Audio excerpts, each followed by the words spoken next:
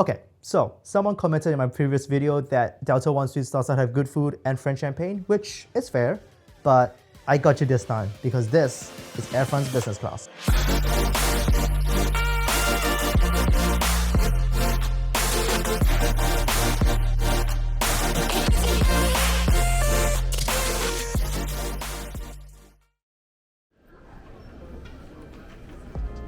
Today I'm flying from Toronto across the little pot of water we call the Atlantic Ocean to Paris.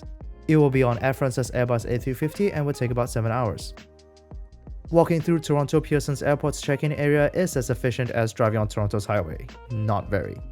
It was extremely congested and crowded and was not designed to handle this many people. But at least they have this pretty cool curved display of the flights that was sorted by departure time, like the rest of the world's airport. I don't know why US airports sort it alphabetically by destination, it's so stupid. Anyway, I got checked in and headed to security. Exiting out of security, I was funneled into the front of duty-free shops where you can smell the essence of capitalism in the air.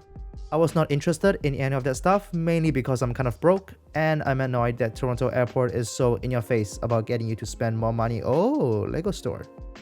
Okay, I'm a bit less annoyed and am a bit more broke. While walking to the lounge, I saw these tablets with a POS machine on every table in front of every single chair. I legit thought they were mini slot machines and were really confused with what reality does Canada operate in, but no. Turns out they were just tablets that passengers can use for flight information, entertainment, and to order food. Even after the duty-free shop and the mini slot machine thing, Toronto Airport was still not done confusing me. No. Entering the elevator, I was presented with 3 options: D, AT, and S. I know I need to go up a level for the lounge, but I'm not sure which button corresponds to up. Turns out it was AT, which means arrival transfer, which did not mean lounge. Anyway, Air France doesn't have a lounge here in Toronto. However, since Air France and KLM are both part of SkyTeam Alliance and share the same parent company, the Air France KLM Group, I was given access to the KLM Crown lounge. Entering the lounge, you'll find a small walkway leading to the end where a wall of windows overlooks the gates below. There are some comfortable sitting options facing the window, providing excellent views of the apron and taxiways. At the end of the lounge, you will notice shelves filled with the ceramic Dutch canal houses. Apparently, they are filled with Dutch gin and are given out as souvenirs and collectibles on all KLM international business class flights. For food, there are some simple cold options like ham, cheese, and a salad bar. And for hot foods, there are spring rolls, raviolis, steamed vegetable, hot and sour chicken, and rice. The food options are a bit more Asian than I would like from a Dutch Airlines lounge, but free food is free food. For drinks, the lounge provides bottles of wine and basic liquor options. There is also a mini fridge stocked with sodas and water. Above the fridge, you'll find a coffee machine for those craving a caffeine fix. After a quick meal, I settled by the window to watch the bustling activity at Toronto Pearson International Airport. Soon I saw the Air France Airbus A350-900 taxiing to the gate. It has just arrived from Paris Charles de Gaulle Airport and will have a 2.5-hour turnaround time before flying back. The A350 looks beautiful, but it is crazy to think that that metal tube costs around $320 million. But do you know what doesn't cost $320 million? My 7-hour business class plane ticket. It doesn't even cost the $5,500 that Air France is charging. No. It was just $234 and 70,000 Air France Flying Blue miles, which I transferred from my Amex account when they had the 25% transfer bonus. So that brings the total cost down to $234 and 52,500 Amex points. That means I get an effective 10 cents per mile, which is pretty good in my book. If you want to learn how to get flights like this for basically free, let me know in the comment section below with a plane emoji, and if there's enough interest, I will make a video going step by step on how I earned and turned those miles into an amazing flight experience. But as always, please be responsible with your finances and never spend more than you should. Other than that, I'm gonna head back to the chaos of Toronto Airport to board my flight.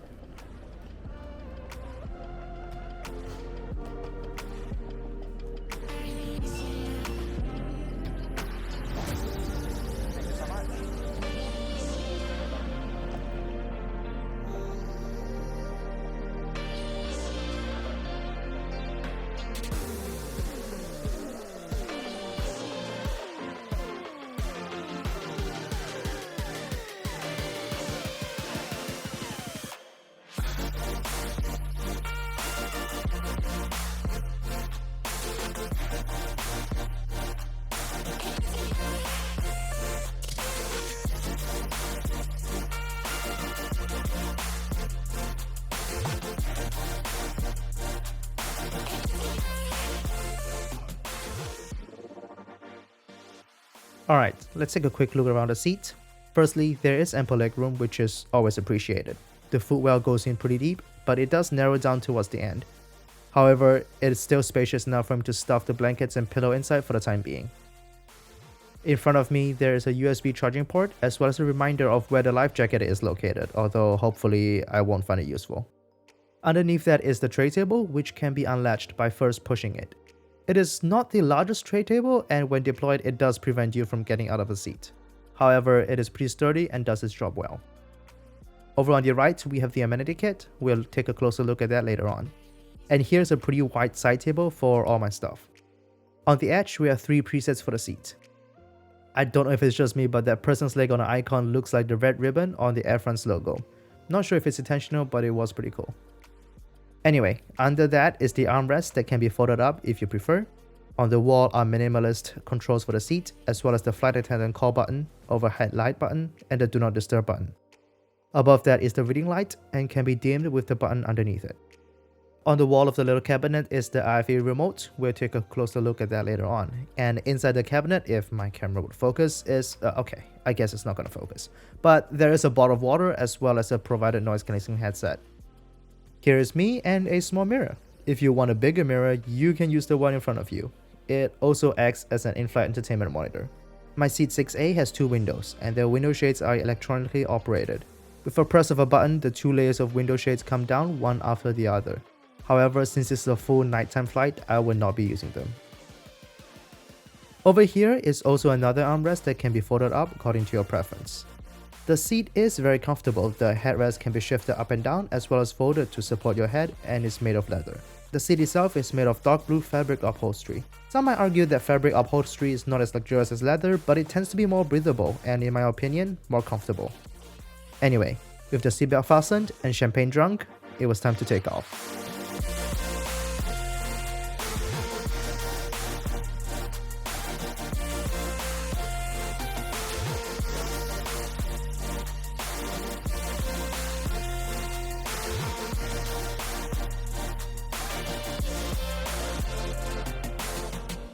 Huh, Toronto's traffic actually doesn't look too bad from up here.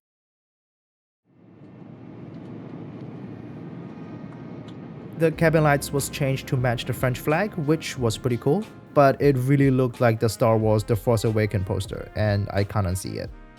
Alright, let's look through the IFE. The IFE control is not like those on most business class flights that looks like a mini Nintendo Switch or a Sony PSP for the real ones out there. Anyway, it does have basic buttons and a space that acts as a trackpad to control the cursor. It's not very easy to use, it feels like you're playing League with a trackpad. Taking a look at the entertainment offered, there are a decent selection of movies to watch. Although it's not as extensive as those on Emirates or Singapore Airlines, there is enough to satisfy most people. The TV shows, on the other hand, aren't that impressive. There are a few shows, but oh hey, at least they have bought burgers. Just 2 episodes though. The 3D interactive flight map was pretty good. It was very responsive and is a very calming wallpaper for when I'm not using the IFE. The noise cancelling headset provided was, well, horrible. It felt like it was made of really cheap plastic and the design was really weird. It looked like it was made for people who either have really tiny ears or really large ear holes. I had neither, so it did feel pretty uncomfortable. I ended up using my own Bose QC35 Series 2 with a Bluetooth adapter for the IFE. Almost everyone says that a good pair of noise cancelling headphones is a travel essential, but I believe that pairing them with a Bluetooth adapter that plugs into the in-flight entertainment system to watch shows with excellent noise cancelling and sound quality is what makes it the ultimate god tier of travel essentials. Soon, it was time for dinner. But before that, we are presented with a little snack. This box of crêpes fourrées au fromage tastes much better than my ability to speak French. These tiny crepe crackers filled with cheese burst with amazing cheese flavor as soon as you bite into them. Paired with a glass of French champagne, it's just, so addictive. The menu is a beautiful blue color, very minimalistic, which I love, but it's in a sans serif font. I don't know, I'm more of a Garamond type of guy. I was soon presented with a tray containing a pan-fried scallop with mashed potatoes, a watermelon salad, a basic green salad, as well as some cheeses. The crew then came around offering us bread. I guess I won't be eating cake then. The baguette was amazing. It was crispy on the outside and fluffy soft on the inside. It might be some of the best bread I've ever had. maybe even better than Texas Roadhouse bread rolls.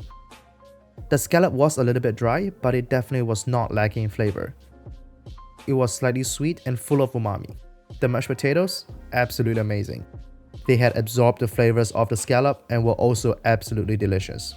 They were slightly on the saltier side, but having them with the baguette, I was very happy.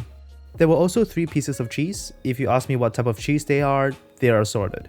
I don't know exactly what they are, but I do know they tasted too good for me to be only given this little. Then there was the salad. It was alright. It tasted as a bowl of green stuff should taste. So that's that.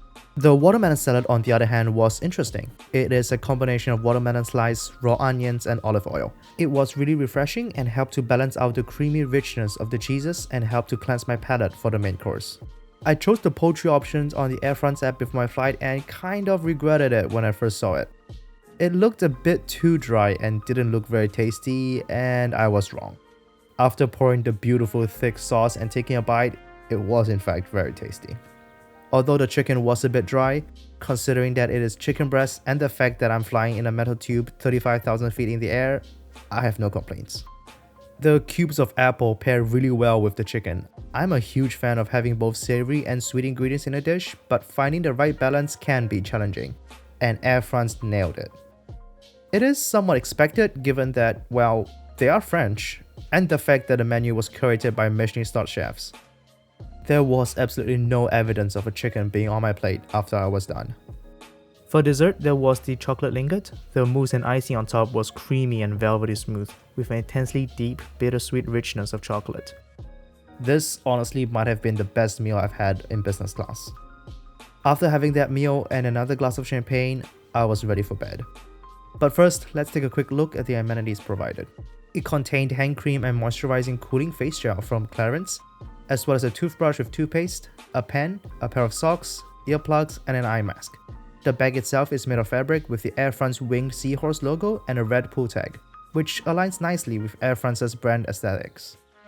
I went ahead and reclined my seat flat into a bed. With a mattress topper, a comfortable pillow, and crisp ice-cold blankets, I was ready for some quality sleep. While the aircraft seat maintains a slightly firm feel, which I didn't mind, I did find the footwell to be rather narrow, somewhat limiting my sleeping positions. However, I'm still extremely grateful for the opportunity to lie down and get a good night's sleep on a cross-Atlantic red-eye flight. Do you care for an orange juice? Oh yes, please. After a few hours, I was woken by the sound of metal cutleries and the smell of scrambled eggs and croissant. It was time for breakfast. For breakfast, I opted for the pain au chocolat instead of croissant.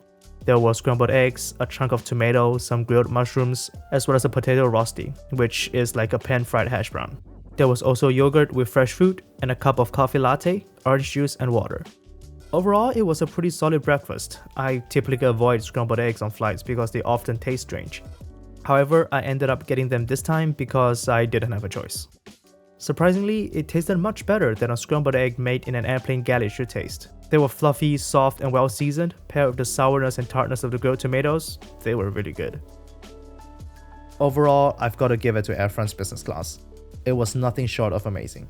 It truly exceeded my expectations and left me impressed. The flight attendants were really patient and professional, making sure everyone was taken care of during the flight. The hard products were amazing. I love the design of the seats. It's clean and minimalistic, but still comfortable and practical. The food was so good. Everything from the snacks, the drinks, the appetizers, the bread, to the main course was delicious. Except for the bowl of salad. That was okay at best. But other than that, pure deliciousness. So, this has been Air France's business class. Hope you enjoyed, and until I find a bread that tastes as good as the one I had on board Air France, happy travels.